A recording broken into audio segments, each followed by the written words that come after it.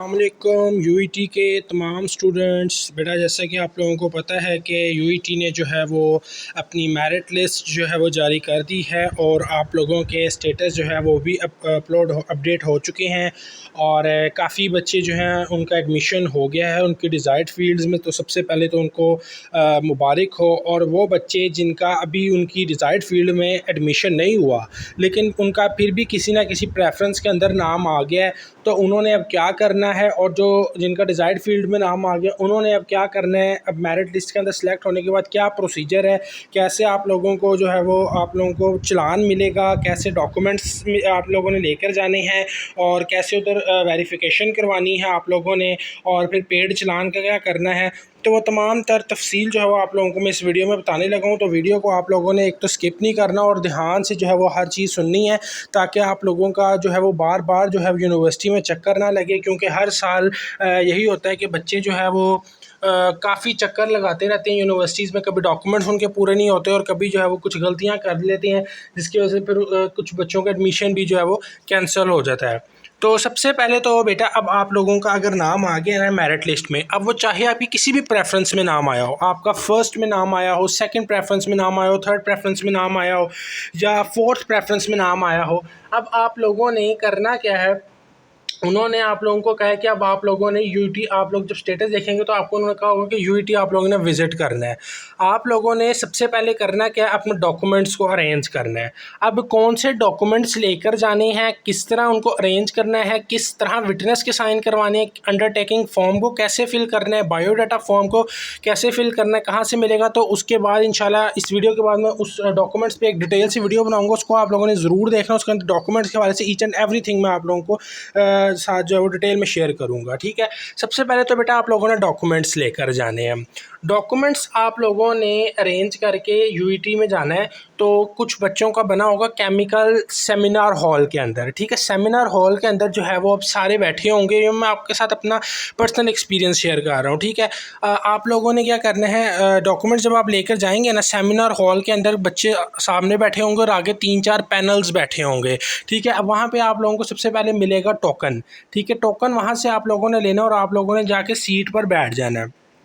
आगे पैनल पे एक वार्डन होगा, वो वार्डन आप लोगों को कॉल करता रहेगा टोकन नंबर, और आप लोगों ने जो है वो 1 बाय 1 जाते जाना है। वहाँ पे जाके पैनल को आप लोगों ने क्या करना है, अपने डॉक्यूमेंट्स देने हैं।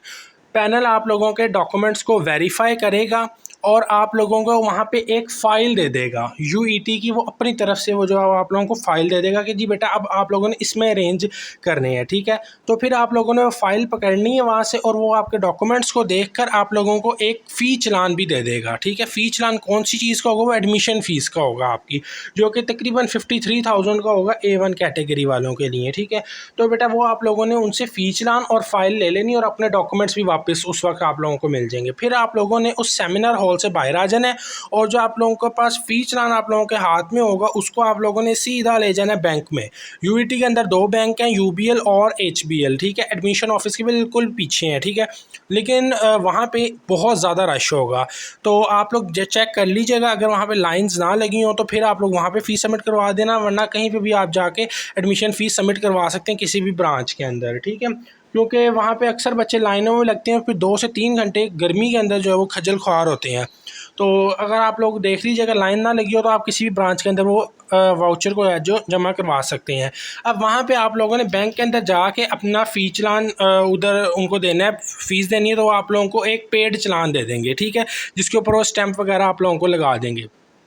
अब आप लोगों ने बेटा वो पेड चालान को पकड़ना है और दोबारा आप लोगों ने उसी सेमिनार हॉल के अंदर जाना है और दोबारा एक नया टोकन लेना है। अब वो जो नया टोकन होगा वो अब डॉक्यूमेंट्स वेरिफिकेशन वाला नहीं होगा, बल्कि अब वो डॉक्यूमेंट सबमिशन वाला आप लोगों को टोकन देगा। ठीक है, आप लोगों ने बैठ जाना है। फिर आप लोगों ने फ़ाइल के अंदर सारा उस तरह अरेंज करना है जिस तरह उन्होंने फ़ाइल के ऊपर लिखा होगा। वो भी मैं आप लोगों को इंशाल्लाह नेक्स्ट वीडियो में बताऊँगा कि कैसे आप लोगों ने अरेंज करनी, सेट ऑफ कॉपीज़ को अरेंज करके पिक्चर्स अपनी अपलोड पेस्ट करके फिर आप लोगों ने पेड चलान भी उसके अंदर रख देना है।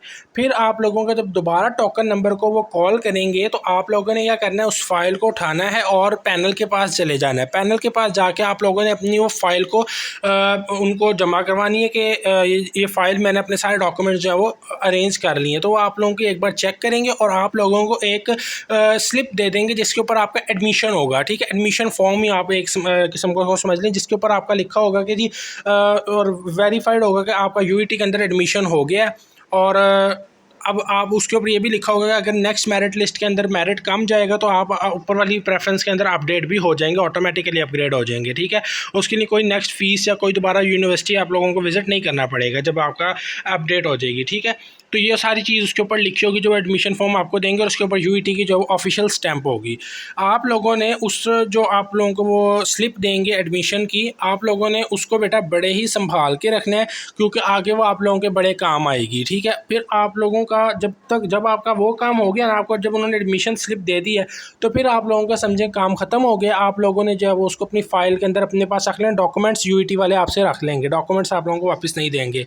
फिर वो बच्चे जो अपनी अपर प्रेफरेंस का वेट करें कि हमारा अपर प्रेफरेंस के अंदर जो है वो नाम आ जाएगा, जिनको उम्मीद है, तो वो उन्होंने फिर सिर्फ क्या करना है, सेकंड मेरिट लिस्ट का वेट करना है। सेकंड मेरिट लिस्ट में अगर आप लोगों का अपर प्रेफरेंस में नाम आ जाता है तो वेल एंड गुड, आप लोगों ने फिर भी कुछ नहीं करना, वो ऑटोमेटिकली आप लोगों का अपर प्रेफरेंस के अंदर एडमिशन हो जाएगा।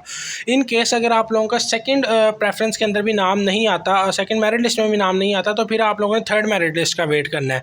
तो थर्ड या फोर्थ में जब भी आपका नाम जो है वो अपडेट होगा अपर प्रेफरेंस में तो वो ऑटोमेटिकली अपडेट कर देंगे। उसके लिए ना आपको दोबारा यूनिवर्सिटी विज़िट करना पड़ेगा और ना ही जो है वो आप लोगों को दोबारा फ़ीस वाउचर वगैरह का कोई सीन होगा, ठीक है। तो बेटा उम्मीद है कि आप लोगों को तमाम प्रोसीजर का समझ आ गया होगा और मैंने आप लोगों को बता भी दिया। और अगर आप लोग केमिकल सेमिनार हॉल में ही आप लोगों की अगर लोकेशन उन्होंने लिखी है आप लोगों के स्टेटस पर, तो आप लोगों को मैं उसकी थोड़ी सी लोकेशन भी समझाता हूँ। आप जैसे ही gate number 3 main gate UET से एंटर होंगे तो आप लोगों को सामने सीधा आप लोगों ने चले जाना, गोल चक्कर मिलेगा। गोल चक्कर से भी आप लोगों ने बिल्कुल सीधा चले जाएंगे तो थोड़ा सा ही आगे जाएंगे तो लेफ्ट हैंड पे केमिकल डिपार्टमेंट होगा, उसके साथ ही केमिकल सेमिनार हॉल है। तो उसके अंदर सारा जो है मामलात एडमिशन के होते हैं। तो बेटा और भी कोई क्यूरी हो एडमिशन के हवाले से यूईटी के तो आप लोग कमेंट सेक्शन में पूछ सकते हैं। व्हाट्सएप चैनल को ज़रूर फॉलो कर लें, उसके अंदर हम यूईटी की गाय बगाए अपडेट्स देते रहते हैं। और नेक्स्ट वीडियो को आप लोगों ने बिल्कुल भी मिस नहीं करना, उसके अंदर डॉक्यूमेंट्स का बताया कि डॉक्यूमेंट्स को कैसे फिल करना है, तो इंशाल्लाह डिटेल में उस वीडियो में आप लोगों को बताता हूँ। नेक्स्ट वीडियो तक की दीजिए इजाज़त, अल्लाह हाफिज़।